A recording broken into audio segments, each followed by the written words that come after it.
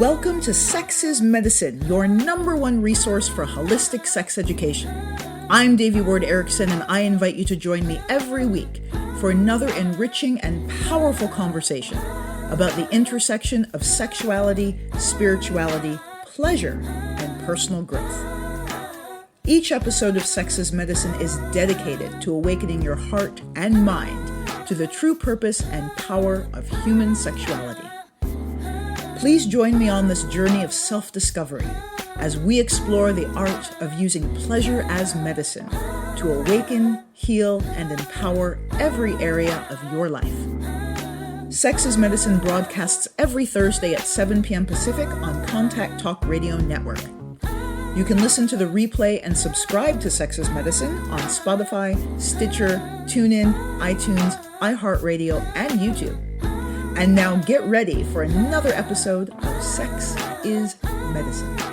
Hey everybody, welcome to Sex is Medicine. I am your host, Devi Ward Erickson, here with you once again for another delicious conversation where we explore the intersection of sexuality, spirituality, pleasure, and personal growth. I want to give a special shout out to all of my sisters from the Sisters Leading Sisters retreat that I just left last weekend. You can check out sistersleadingsisters.com for info about the next retreat, but I just wanted to give a shout out to all my sisters there who may be listening and have been listening and following me through all these years on Sex is Medicine. It was an incredible pleasure and an honor to meet you and play with you in person. And I look forward to next time, yes.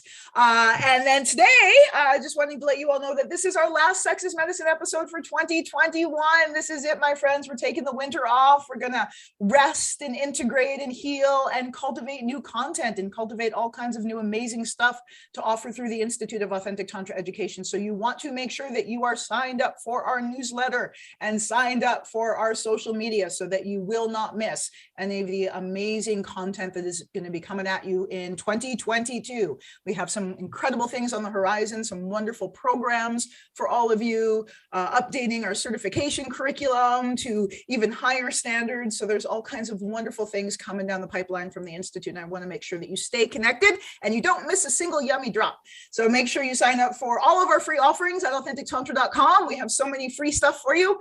And then make sure you stay connected to us on social media at Authentic Tantra. Woohoo! And then, of course, all of my wonderful, beautiful, brilliant, incredible guest speakers that we have online with us this evening, our crew of sexologists to answer your questions. It's been so fun answering your questions this past year, and I look forward to much, much more. In my upper right-hand corner, of course, we have Lucia Vasquez. To my upper left, we have the lovely Rosie Bitts. To my lower left, we have the exquisite Karen Craig.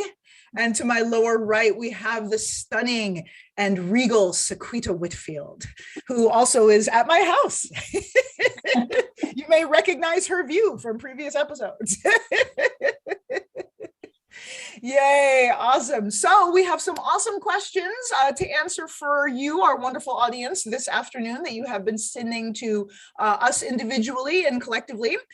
So we're going to start from the top and work our way down. So our first question is, dun, dun, dun, dun, drum roll, please.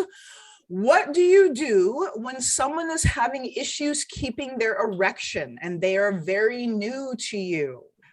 So I think that many of us, yoni owners and lingam owners listening, can probably relate to having issues keeping their erection, particularly with new partners. And this question is specifically from a sex worker asking about working with clients. But I thought it would be wonderful to answer it both ways, both from the sex worker perspective, because we love and support our brothers and sisters and siblings who are sex workers doing important work in the world.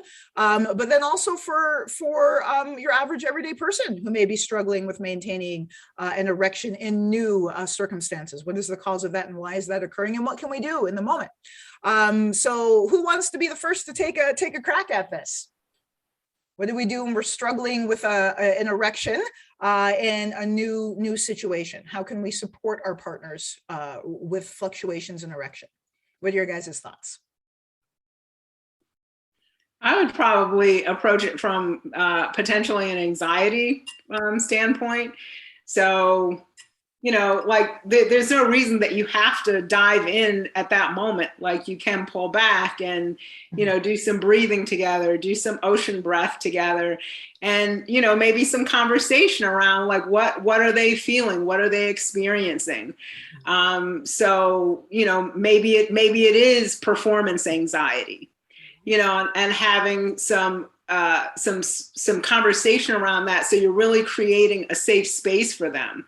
Because as women, as yoni owners, we tend to think of men as, always just like ready to go. And, and we're like, so what's your problem? And so that's not really safe space for a man, because they aren't always, just ready to go. And they do have things that they've brought from other experiences and all of that, and wondering how they're going to perform. And if they've, are part of porn culture, which so many people are, because that's what the culture is, that sense of like, am I going to be able to make her squirt across the room? Because of course that's what, porn tells us is supposed to happen. So, I think I would kind of start from that perspective. Beautiful. I love that. So checking in, approaching it as an opportunity to check in and find out what might be going on emotionally, psychologically for our partner. Mm-hmm. Who else? I'd like to add to that. I would say checking in and also redirecting. Like as Karen was saying, you don't have to focus. You can let your partner know, hey, this is totally okay. No big deal. It's okay if your erection comes back. It's okay if it doesn't come back. There's many different ways that we can pleasure each other. And I am open to pleasuring you with a soft cock, if that's what's going to happen. As long as you're having pleasure, let's keep going. And I'm having pleasure. And I would say from a sex worker perspective, like actually this question came up when I was doing a workshop with a number of sex workers, and they had great ideas. Like, they're working in the field. They're working with these lingams all the time and doing deep healing. And some of them were saying, sometimes all it takes is just like, let's take a breath. Let's get a glass of water. Let's just sit and cuddle for a minute. And like connecting from a heart to heart basis, so that person can get back in their body and allow their arousal to build. But I would say in partnership, or if somebody, maybe you're having casual sex, just taking that time to be like, hey, we can have so much fun with or without your erection. And I love that, Rosie. I love this reframing or busting the complete paradigm that a hard cock is required for sexual pleasure between, lingam owners and yoni owners, or lingam owners and lingam owners. Like that a hard cock, it is not required. They're wonderful and we love them, but pleasuring soft cocks, like that's like a whole new thing. And I think that there's like so much shame, right? As you spoke about with our cultural conditioning and porn culture, there's so shame about having a soft penis as a lingam owner, as a man. And this expectation, like Karen was saying, that you're just supposed to be hard. If you're aroused, you're supposed to be hard. And if you're not hard, then what's wrong with you? You must be broken. But embracing the soft cock, like, I just think that must be so medicinal and so healing for all of us. Well, and I think a lot of yoni owners don't even know that soft cocks can receive a lot of erotic pleasure. That just because that cock is soft doesn't mean that things are not feeling really good and juicy. Yeah. And that sometimes can actually even orgasm without an erection. Yeah. Right? That's something that was new to me. And I was like, what? I thought without the erection, you just weren't having any fun. Mm-hmm. Yeah. And certainly having engorged erectile tissue can increase in heightened sensitivity. But for some people, that's not necessarily required. And yeah, I just love this whole like reframe that just like soft cock love. Hashtag soft cock love. Lucia, what are your thoughts? Is this something that you run into in your practice? Because you do hands-on. Yeah, it is. I was going to say, that I definitely agree with what Karen and Rosie were saying. And I come across this a lot of times because I do work with those who are, if it's a new client, it's, they're brand new. And so I don't know what the circumstances are. If they have any concerns or issues, sometimes they will come out forward and say so. Sometimes they don't. And it's not even really necessarily an issue.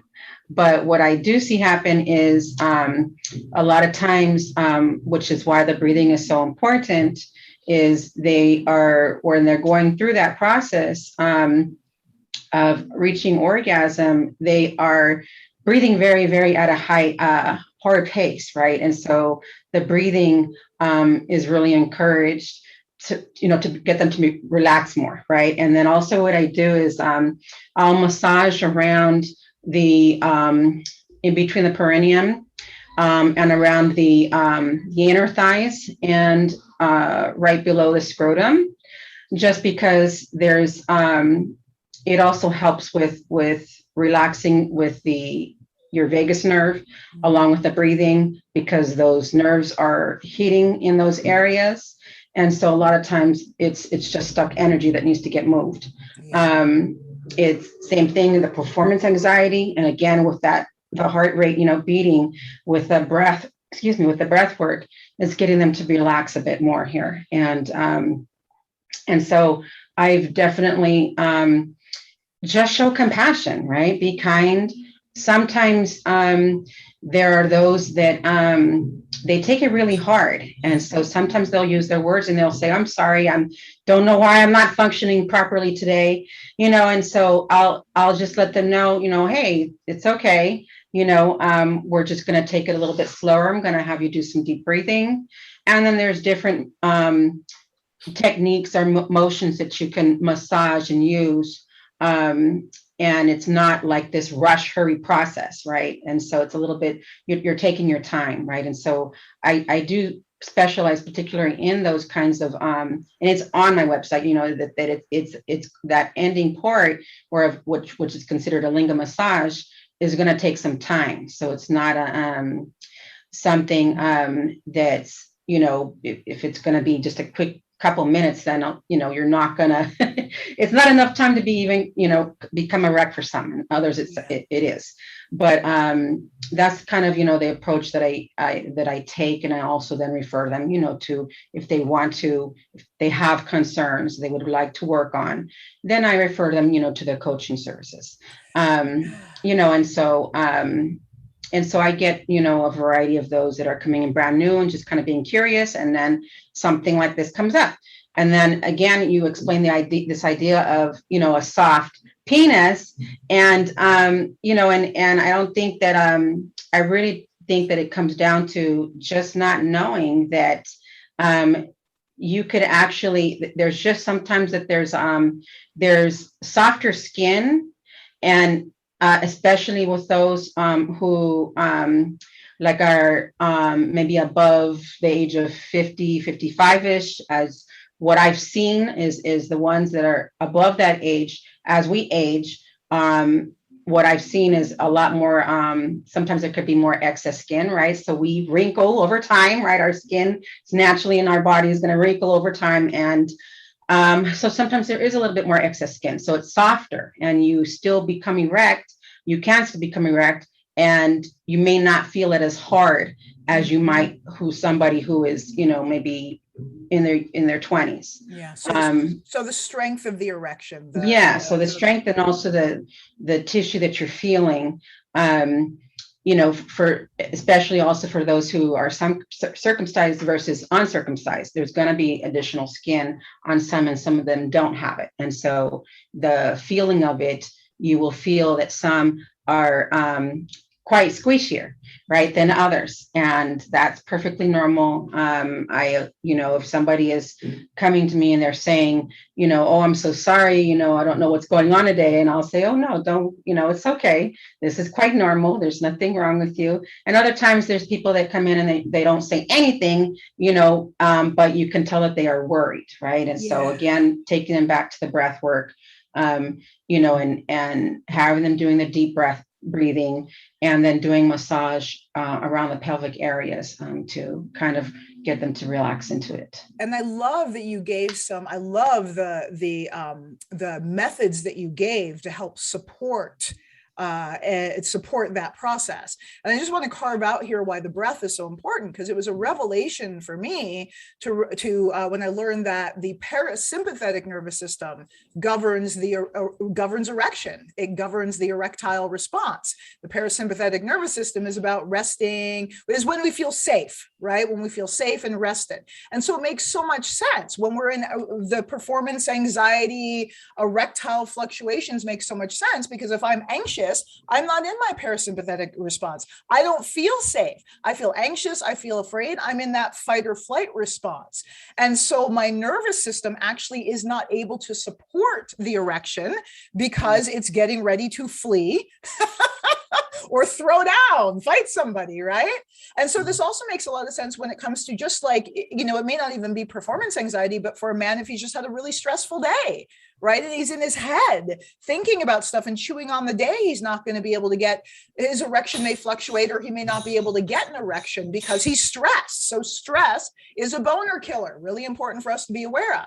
And so that's why the breath practices that you all are describing are so important, because our breath regulates our autonomic nervous system. And if we are in a fight or flight response, we can use our breath to soothe and calm the nervous system and come back to that relaxed balance that is required for not just erection, but for full sexual activity. So I just wanted to dig down into that. Any thoughts that you want to add, Sequita, in terms of what to do in the moment if our partner is fluctuating with an erection and can't stabilize it? I wholeheartedly agree with Rosie and Lucy and Karen. I would add to praise their lingam. Because men are not I call it lingam worship. A lot of times the lingam is supposed to be functional and not adored. The yoni is always adored and it's so beautiful, but the lingam doesn't get that kind of attention.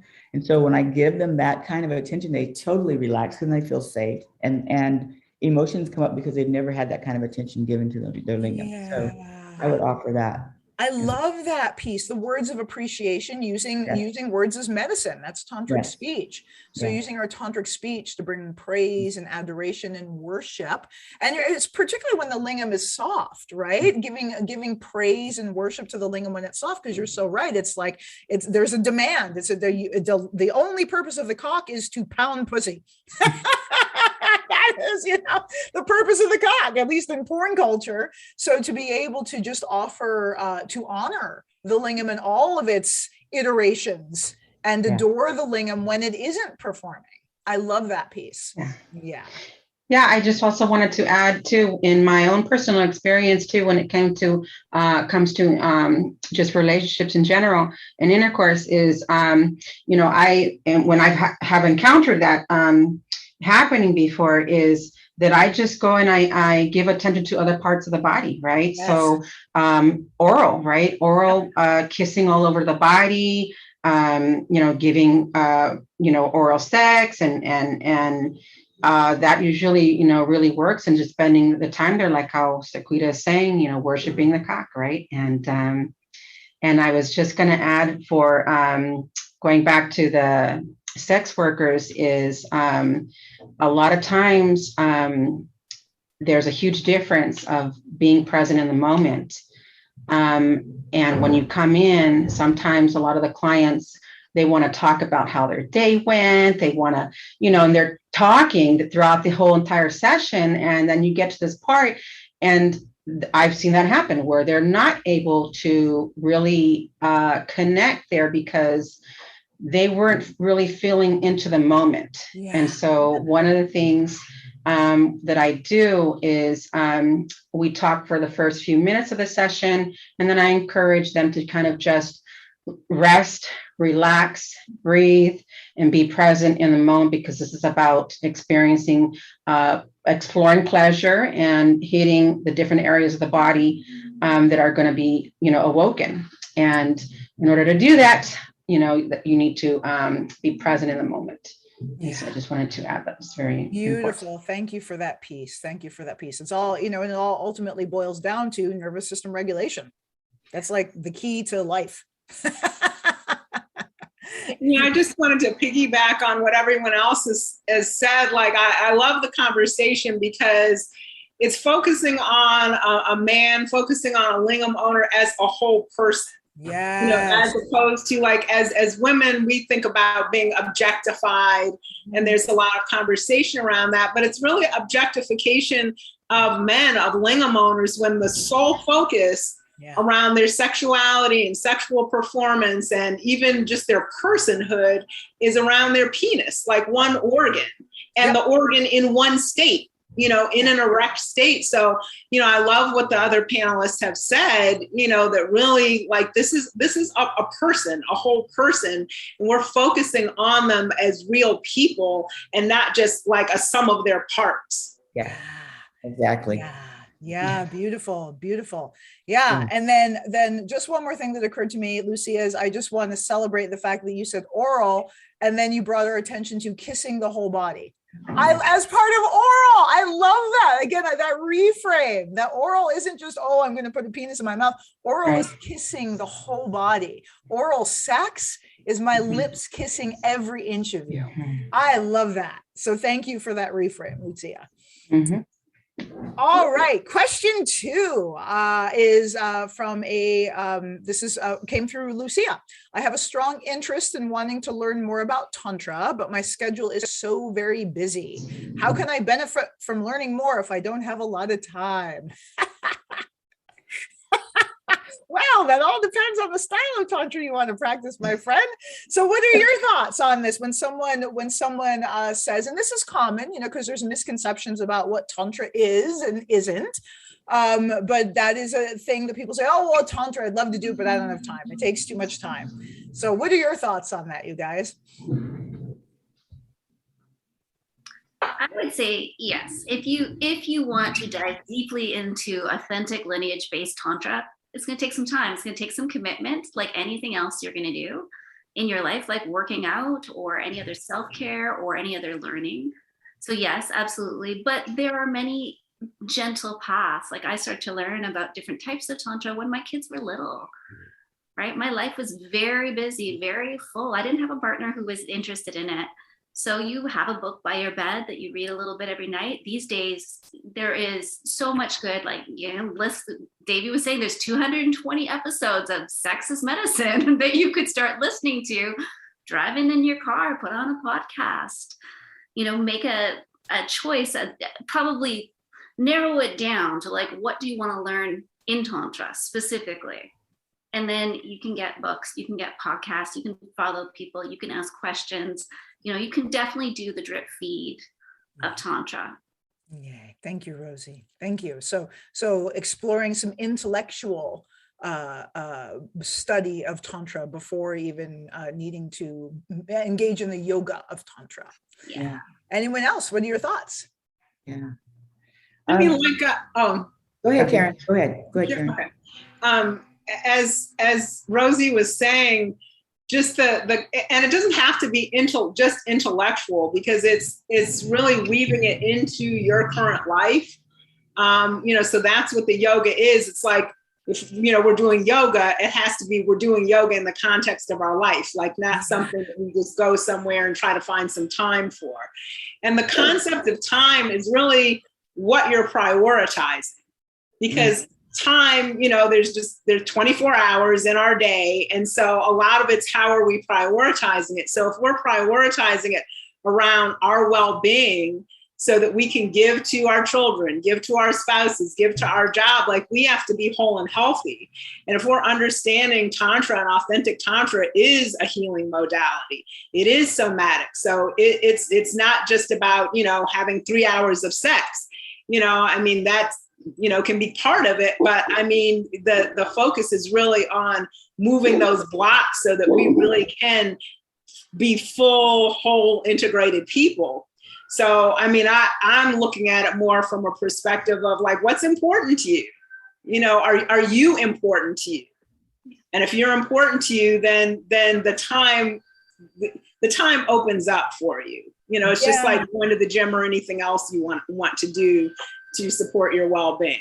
Thank you so much for that, Karen. I'm going to jump in here because that falls into when I was first starting my training back in Kauai, and I was in the Dharma class with Lama Tashi, and one of the students asked, where do we fit Tantra? Like we're busy, our lives are busy. I feel overwhelmed. Like how are we supposed to work and do Tantra and do all the other stuff? And what Lama Tashi said is Tantra fits into your leisure time. So if we think of work, that's like 8 hours a day, maybe, depending on, granted, if you got 3 jobs, it's going to consume a lot more. But the general kind of middle-class American rule of thumb is you go to work 9 to 5, right? So that leaves quite a bit of time in your life for leisure. And so exactly what you're saying, Karen, is what is taking a cold, hard look at what is it that we're prioritizing. But also when it comes to Tantra, there's sexual Tantra and there's non-sexual Tantra. And when you're learning lineage-based Tantra, it's going to be presented in a way that's holistic. So there's going to be Tantra practices, non-sexual Tantra practices that you can do in your fucking car. Like seriously, I have so many students that do work 9 to 5s and they, at their lunch break, they go out to their car and they meditate. They get their Tantra, they get their non-sexual Tantra practice in, or they go to a quiet room and they journal and they do NVC, or they do some ocean breath to relax. So when you're practicing authentic lineage-based Tantra, there are so many methods, so many Tantra yoga practices that should be woven into your everyday activities, because Tantra is about how we have a better life, how we cope with stress, how we regulate our nervous systems in the face of the world that we live in. And truly at the heart of authentic Tantra, it's enlightenment. And before enlightenment, we chop wood, carry water. After enlightenment, we chop wood, carry water. So the activity doesn't change. It's just the consciousness and the awareness with which we engage in the activity transforms incredibly. So in terms of for you out there listening and thinking that Tantra takes a lot of time, when you're first training in Tantra, it will feel like that, or it can feel like that. But this is also the importance of having a coach, because we do this. We live this, we breathe this. There's not a moment of a day that goes by that I'm not practicing Tantra.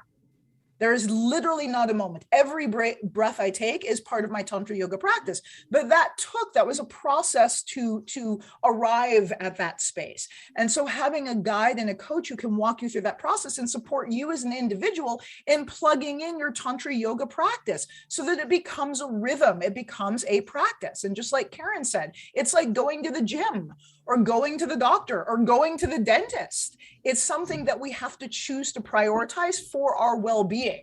And I think that's one of the greatest tragedies of the way that Tantra has maybe been presented in the Western culture is this extra luxury, when actually it's a wellness practice. It is a holistic wellness practice. It is the birthright of every human being on this planet. You have a right to know how to heal, balance, and enrich your energy body every single day. That is your birthright. So Tantra is not a luxury. It is literally a wellness practice. And once you go through those practices, like I had 2 kids and one of my child's best friends living in the house, actually, while I was doing the training. And I would just say, you do have to change your communication. I would say to them, guys, I got to go masturbate. That's part of my tantric training. So everybody know, put some earplugs in, because this is what I'm doing for the next hour.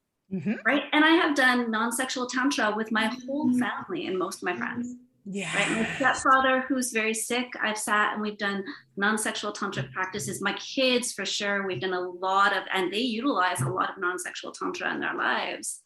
And many of my friends, and certainly all my students, every day I teach, whether they're coming to me for Tantra or not, we do non-sexual tantric practices. So once you actually have it, like going to the gym, the beginning, as you're building that muscle, you got to be in there. It's going to be harder work. And then once you get to that place where you're like, oh, I know what I'm doing, I've built the muscle, then the maintenance really comes into your life. You learn how to blend it in your life.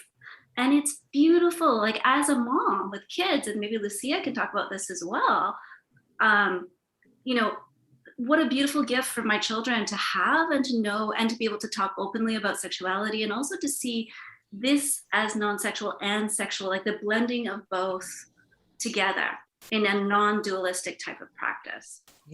Yeah, very important. I love the element of practicing with your family. We had just at our embodiment retreat last September, one of our students who will be graduating soon, she's a grandma, and she was telling us how her little grandbabies are running the elements from listening to their grandmama practice. And now one of the grandchildren, the youngest one, is teaching the other grandchildren how to do it correctly from listening to their grandmama. So I'm like, this is how lineages are passed. You know, I mean, that's just, it's amazing. And children, it's like they mimic and take their modeling after what we, the adults, are doing in the environment. So if we're practicing medicine, it's setting them up in a really positive and auspicious way.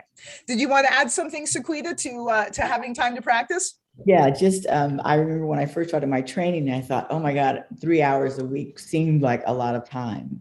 And I was just berating myself. I can't get it all in. And now it's like, I cannot not get it all in. Yeah. You know, it's become so embodied that's why I was, late this morning is I had to do my prostrations. It was like, I could not do it. Yeah. So, yeah. Beautiful. Beautiful. I love Yeah. that. So go on, Lucia.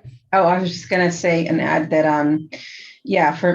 for me, it was something that I also struggled with in the beginning because, I have a large family. I have 6, kids, 4 of which live with me at home.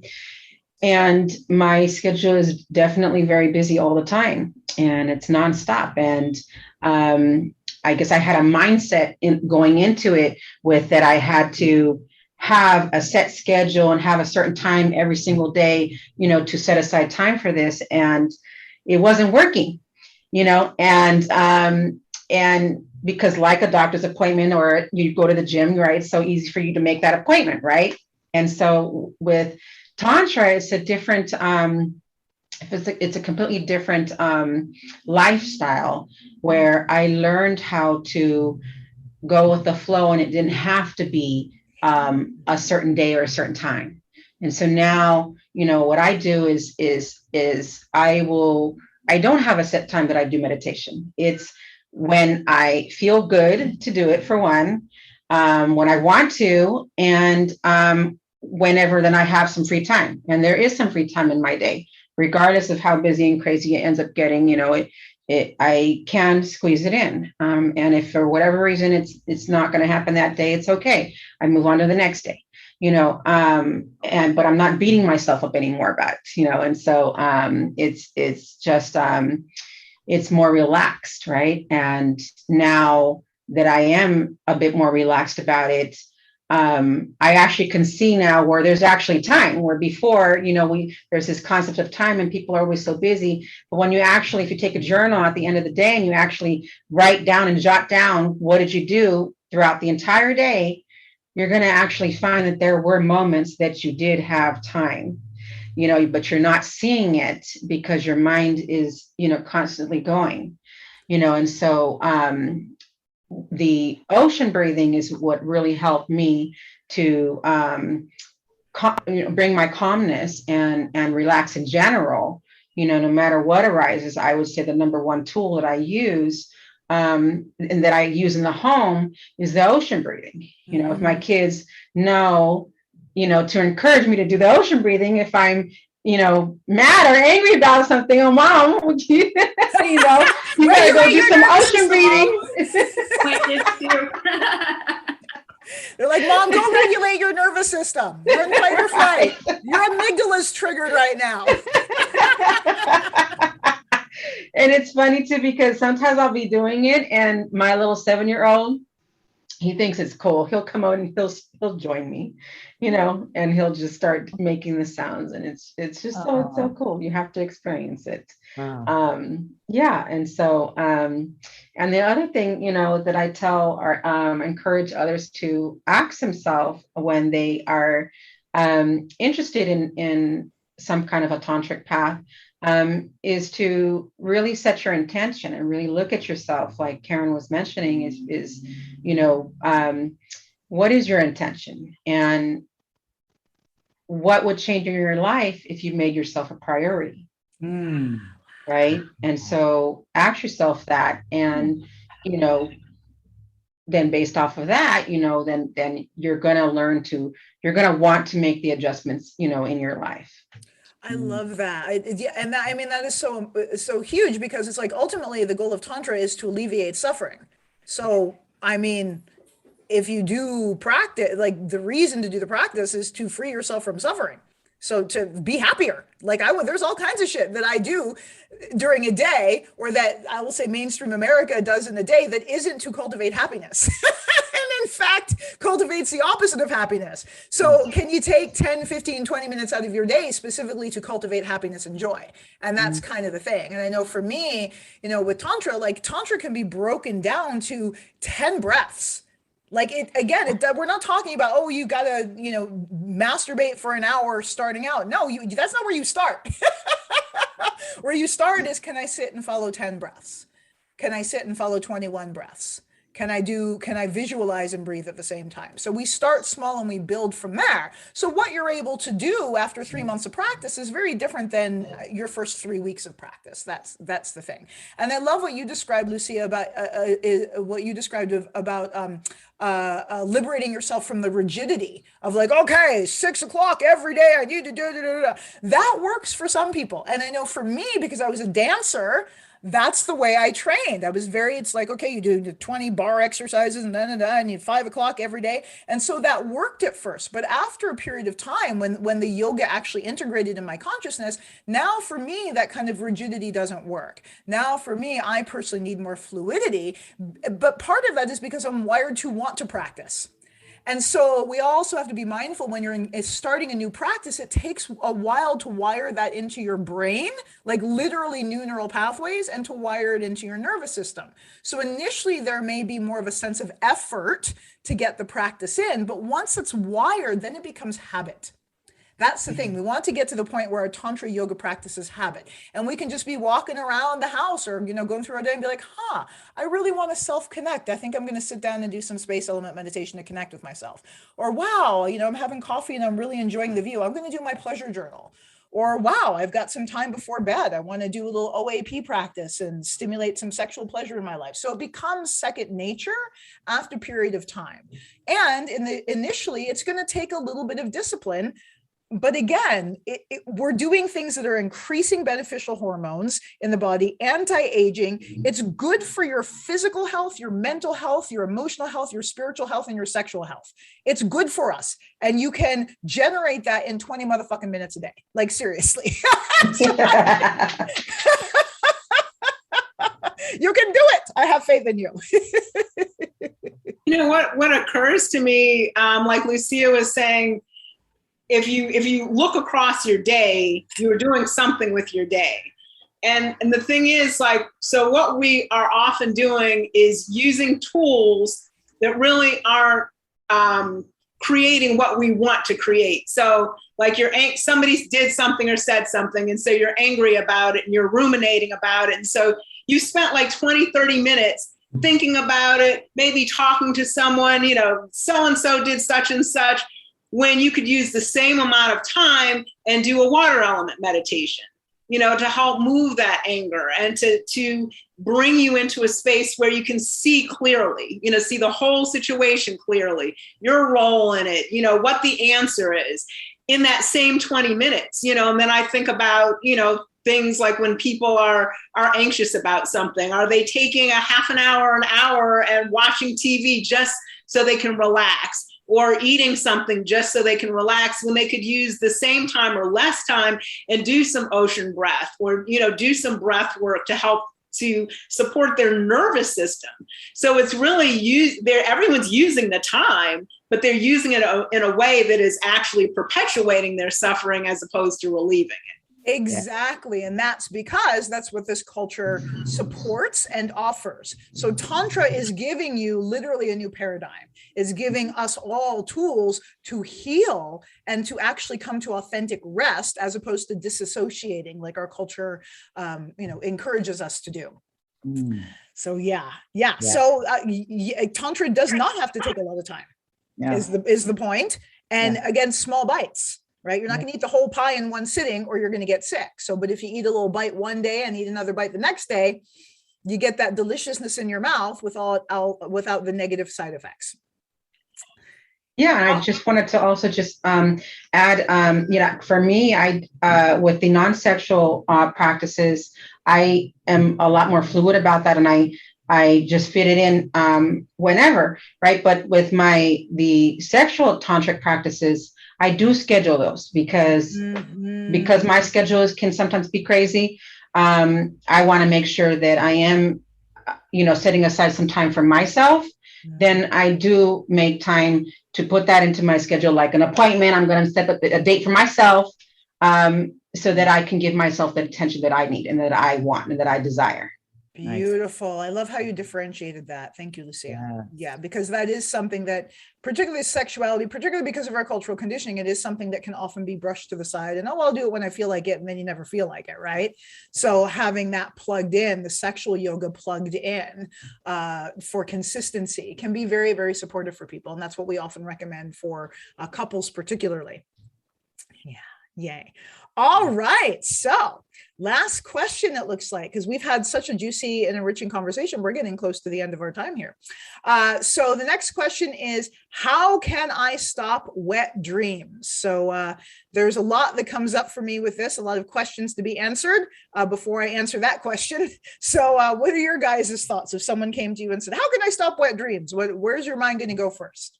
Why would you want to?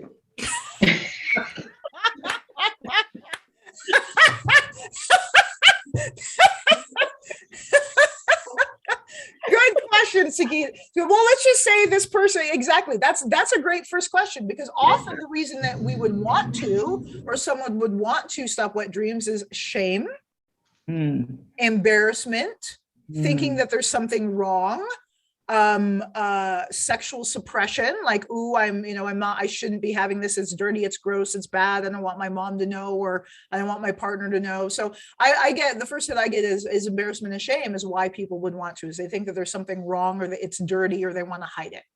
Yeah. Yeah, I would agree. It would be sort of, why are you wanting to stop this? Is there another issue? Is there another underlying issue? Right. So aside from, like, is there something physically, like maybe you have a wet dream and then maybe you can't perform that day with your partner. Yeah. Right. Is there other factors to making you want to stop the wet dream? And yeah, what emotionally do you connect that having wet dreams with? Does that mean lack of control? Right? What is it connected with? Yeah, what does it mean to you? And I know that, so looking a little bit online, like the believed cause of wet dreams is an increase in hormones, testosterone, usually connected or linked to the increase in hormones that we go through in puberty. So it's very common for teenage boys and in some cases girls to have wet dreams as part of the sexual maturation. And at the same time, I know that wet dreams have been a concern for some of our male clients who practice semen retention. So particularly when you're trying to retain your semen and not have the emission, and you're working really hard to retain your semen and separate orgasm from ejaculation, it can feel like a betrayal when you wake up in the morning and your body has ejaculated without your consent. So everybody's telling you what it needs, right? Because for men who are semen retaining, it's a fluctuation. Sometimes they need to ejaculate a little bit more, often a lot less. But when they're actually in the process of semen retaining, it's not a like, I only will, ejaculate once a month or once every 6 months. There's an ebb and flow. And I would say your body ejaculating in the night your body is making a definitive answer as to, this is what I need right now. True. Yeah. Particularly if it is linked to an increase in testosterone, that's a really clear indication that your semen retention practice is working.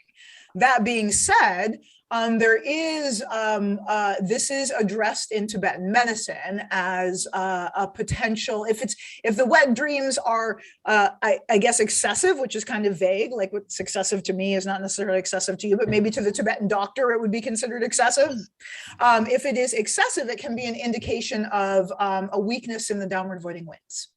And so one of the ways to antidote that would be to do pelvic floor exercises, power wind exercises, and practices to help strengthen the downward voiding winds so that your winds are not going loose, shall we say, in the middle of the night when you're sleeping. kind of thing.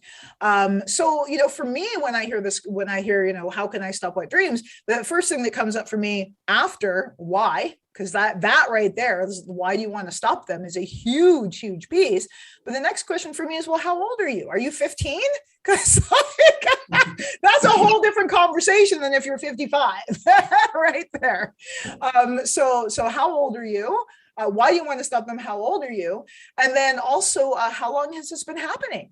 Is this like, every single day? How often does it happen? And then how often has it been happening? Is it every single day for your entire life? Or, has something shifted? Are you in a new relationship? Or did you just go through a divorce? Or like, what's happening in your universe that may have triggered this? And again, is it happening every night? Is it happening once a month? So what is the frequency of it happening? So there's a lot more questions to ask to diagnose like what the root cause is. What your current sexual activity? Are you practicing semen retention in your body? You haven't ejaculated in 6 months. And your body's like, fuck this, dudes. If you want to help me out, I'm going to do this myself, right? So is that what's going on? Or are you ejaculating every day and masturbating to porn and then still having emissions at night, right? And so we need a lot more information from you to answer this question, to know if it's even a problem, because as Sequita said, maybe it's not a problem. Maybe it's just our cultural conditioning that tells us that there's something wrong with it. And actually the medicine for you is to embrace it and celebrate it as opposed to trying to get rid of it. Yes. I'd also want to know what actually is happening. So how are you defining a wet dream? So is this something that happens like after you've, been with a partner and you're fantasizing about the partner or dreaming about them and you're waking up, with a wet spot, or like, you don't even know what you're dreaming about, but are waking up that way, or you're dreaming about something specific that, you don't think that it should be connected with something sexual. Like, I want to know, like, what do you define as a wet dream to begin with? Yes. So like, what exactly are you experiencing? Yeah, I love that. And one thing I love about these conversations is really modeling for all of you wonderful listeners how complex these sexuality issues are. It's not like Cosmo, like one size fits all and one answer fits all, because we're so unique and because sexuality is an expression of our health and well-being. And if there's an issue in our sex, it could point to a deeper issue with our health and well-being on a number of different levels. So there is no easy answer. And I think, I really want to encourage you listeners, like, you can get fun tips and stuff from magazines and whatever, but they're not medicine, and they're not necessarily going to address with any depth or sustainability the issues that you may be dealing with.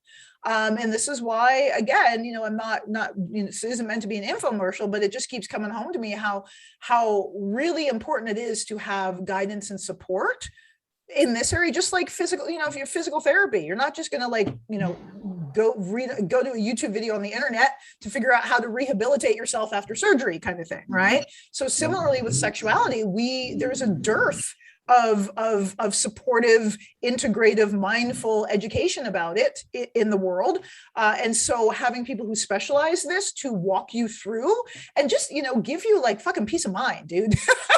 Like seriously, so much of what we think is fucked up about us, individually in the society about our sexuality is actually really common, and it can actually be, when we drill down into it, can actually be a simple fix. So, for example, along those lines, I've had yoni owners, female students that really wanted to have vaginal orgasms.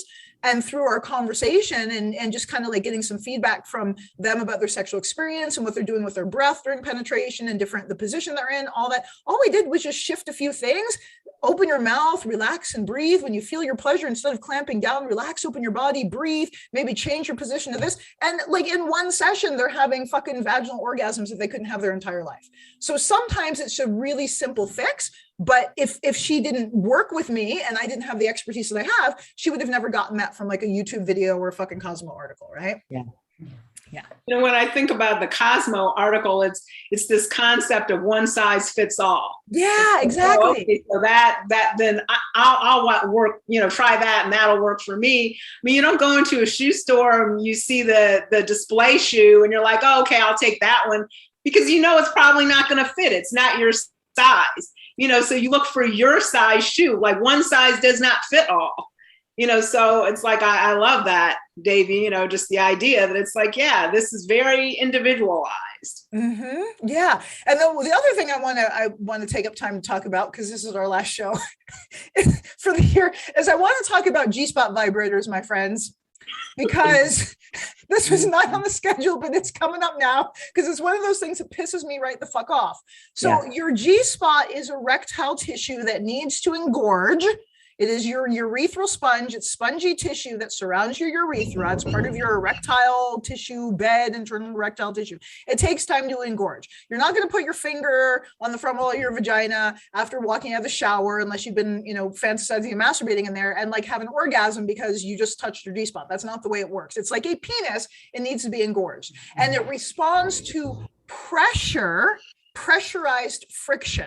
So not vibrating. Your G-spot does not respond to vibrating until it's already engorged. So I'm saying this because I cannot tell you how many women with vulvas and vaginas, being specific for our, you know, our non-binary people and trans people here, women with vulvas and vaginas, I cannot tell you how many times they have thought that their pussies were broken because they bought the best new G-spot vibrator and it didn't fucking work for them. They didn't have a G-spot orgasm. And it's because they weren't warmed up. It's because simply did not know how the body works. Your G-spot has to be engorged. For most people, I will say your G-spot needs to already be engorged for it to respond to vibration. And it does not engorge through vibration alone. It needs pressure and combined pressure and friction in order to engorge. And so G-spot vibrators, in my opinion, are a waste of your motherfucking money. They are. And until they're great to use as dildos once you're already engorged, but just trying to use a G-spot vibrator and thinking you're going to have the best G-spot orgasm of your life. I have yet to have one, and I've been trying for 13 motherfucking years. And I have yet to have a client who uses a G-spot vibe successfully without education beforehand. So do you guys have anything you want to add to that? I just wanted to say that because it fucking pisses me off so bad. Because when you're spending $200. I don't own a G-spot vibrator. Yeah, I don't own a G-spot vibrator. I don't either. Yeah. Yeah. Or a partner or whomever who's going to make you squirt by, you know, vibrating with their finger your G-spot when it's not engorged and nothing else has gone on before. And it's like, oh, well, then you must be broken. Yes. You know, like I hear that from women who've experienced that, and it's at the hands of whether they're practitioners or partners or whoever they are, who, you know, just dive into the G-spot and, you know, and then it's like, oh, well, what's your issue? Yeah. Wow. Yeah. It's so important to let people know that, number one, yes, sex is sold to us all the time. Mm-hmm. A lot of what is being sold to us is not healthy and actually not researched even well for yonis. Yeah. Right? It's not even looking at how actually our physiology works. And every fucking woman is different. Every person with a yoni. So I'm going to go back to that general. So anybody with a yoni, your yoni is 100% different. And that's the, like, being a pansexual person. Not to say that every lingam owner isn't also different, but the particular physiology of yoni can be quite different from one yoni to another. Yeah. Right? As a pansexual person, when I have a female lover, I'm a lot more like, oh shit. Even when I give a yoni massage, I'm a lot more like, oh shit. I got a lot of figuring out to do here. I have a lot of communication to do to find out, because one person may love their G-spot being stimulated and may get off on it. Another person is like, don't touch me there. That's annoying. I hate it. Yeah. Right? It is. Yeah. And this is part of the beauty, though, too, is the time of communication and exploration and creating one thing, like a vibrator for the G-spot makes no sense because our bodies are not created like that. And also, and I love that you brought that in, Rosie, because also our sexuality is not static. And so, initially there were parts of my yoni that I absolutely hated having stimulated that now I love, or vice versa, because something shifted in inside of me, inside of my brain and my heart and my, my energy body, my physiology, something shifted. So our sexuality is not static. And what worked for me 10 years ago is not the same thing that's going to work for me today. So what worked for Jill, in her Gspot massage for, Bob to give her is not going to necessarily work for Jennifer. Right. And that's the thing. Yeah, I was going to say, even from week to week, our cycles, depending on where you are in your cycle, something can be like so sensitive. It's like, whoa, okay, no. And then at different times in the cycle, it's like, yeah, go there, so, it's not even just 10 years. It's like 10 days. Yeah, exactly. Thank you.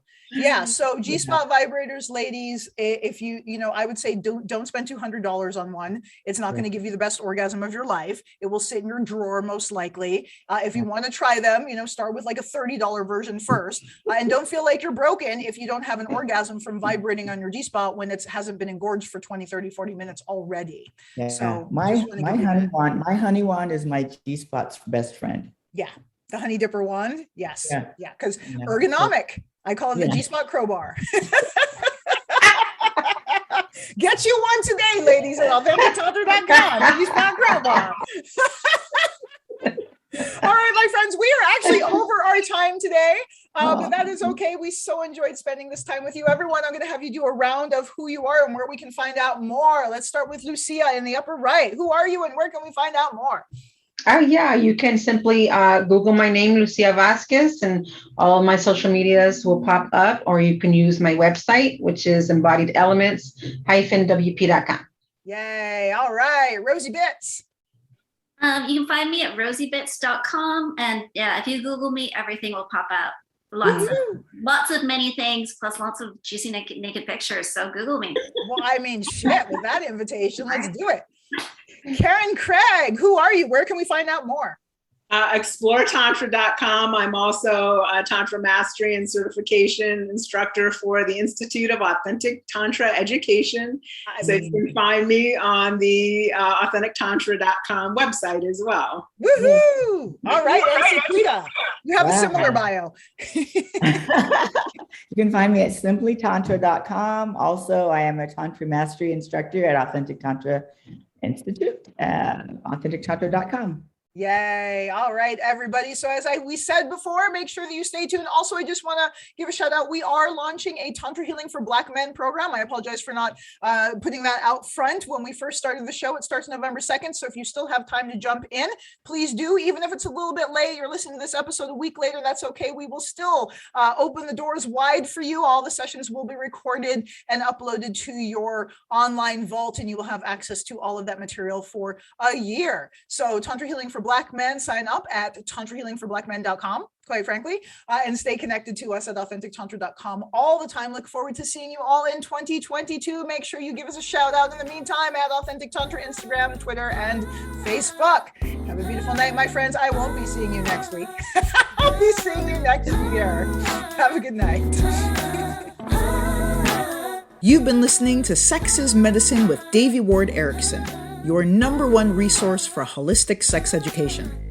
You can listen to and subscribe to Sex is Medicine on Spotify, Stitcher, TuneIn, iTunes, iHeartRadio, and YouTube.